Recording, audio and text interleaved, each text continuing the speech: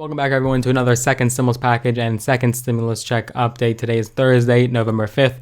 I do have to briefly cover the election. Of course, I did in my last couple of videos. I've been doing a lot of election videos lately. I haven't gotten around to a stimulus check update, but of course, I do videos every single day. No exceptions, no excuses whatsoever. If you aren't subscribed yet, go ahead and click that big red button, hit the notification bell as well. That way you're notified every single time I do make a new video. Of course, Joe Biden, it's becoming very apparent that he will be, in fact, the next president of the United States. Trump is catching up slightly in Arizona as of right now, but Biden is closing the gap in Pennsylvania and states like Georgia. He even has a shot at North Carolina. He took Wisconsin and Michigan with no problems, and he's going to be the next president.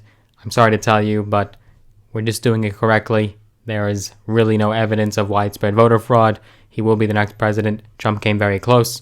Trump actually got the second most votes of any candidate in history, Joe Biden being the first.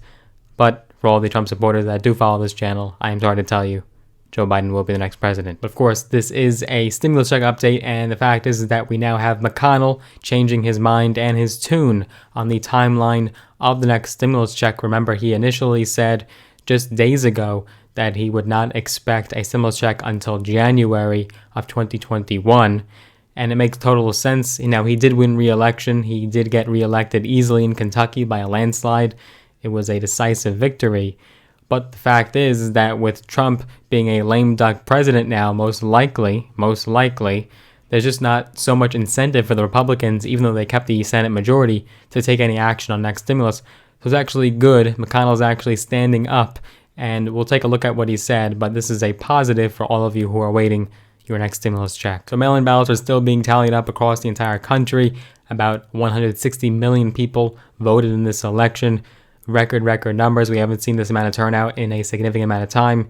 And the reason why we're talking about the election is because it will have an impact on what your next stimulus package and stimulus check will look like, as well as issues like the Supreme Court, the shape of economic recovery. Remember, the Biden-Obama administration, they were the ones that passed the Recovery Act to circumvent and try to mitigate the 2008 recession, and Biden actually played a large role in that Recovery Act. So it'll be interesting to see what a Biden presidency will have in store for us when it comes to stimulus and recovery. So on Wednesday, amidst this tumultuous election, Senate Majority Leader Mitch McConnell, and still Senate Majority Leader, he threw another curveball by reversing his prior statement, and he threw his support behind a stimulus deal of some sort or another by the end of 2020 instead of the beginning of 2021. Remember, in the last stimulus check update that we did right before the election, we talked about how Mitch McConnell was hoping for a stimulus package in January of 2021, long after the election and after Inauguration Day. McConnell was eyeing January as a new time frame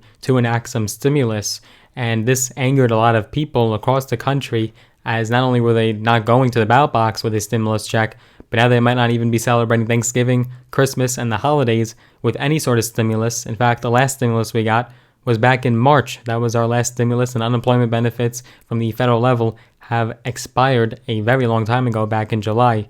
And Democrats, who still have control of the House, they did maintain their control of the House of Representatives.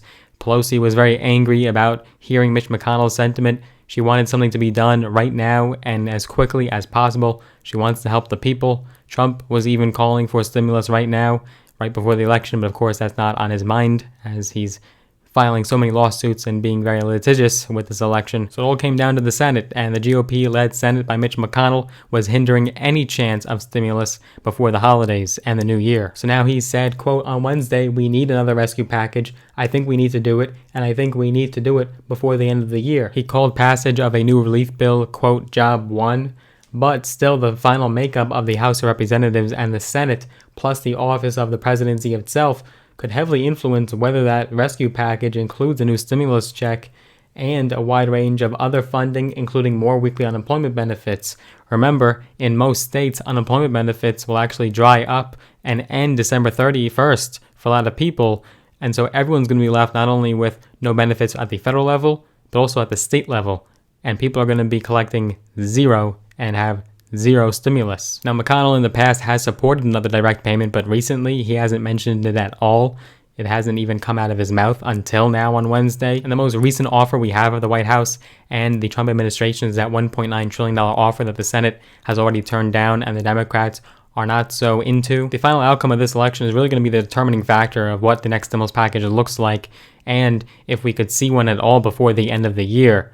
And we're still so deeply divided because even though Biden is looking like he's going to win, the odds have him now at an excess of a 90% chance of winning, we're still a divided nation because the Senate is still Republican-led, and that will still stop anything being done from the Democrats, even though they have Biden and the Democrats in the White House now. So yes, Biden as president is a great victory for the Democrats, but it's basically just where we started, and we're basically just going around in circles now because the Senate and McConnell will still block any legislation the Democrats are trying to implement. And that's not just regarding stimulus. That could be everything ranging from Biden's tax plan to other legislation to perhaps gun reform, and so many different things that the Biden administration is calling for will be blocked by Republicans, and really we're not going to be able to restore this unity that Biden campaigned so heavily on.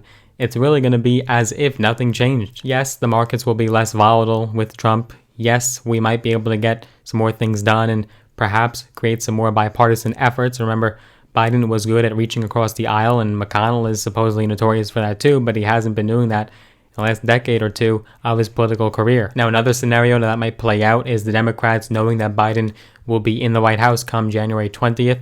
Maybe they'll finally agree to a more targeted, narrower bill, knowing that they have Biden coming in the White House very shortly.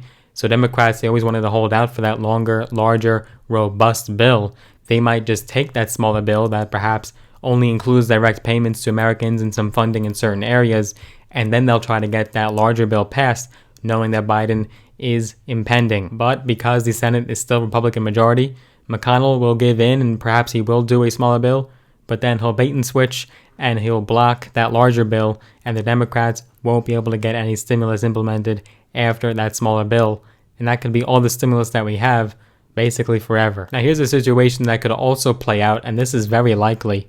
What happens is if Trump kind of gives up and he finally stops trying to file litigations and lawsuits against states, and he basically concedes the election and he knows he's going to go out, but the last thing he gets done is a vaccine, if we do have that vaccine before Biden gets into office, then it will give Republicans less incentive to go for larger stimulus because they could say, hey, we have a vaccine now, the virus is cured, and many people have already taken that vaccine.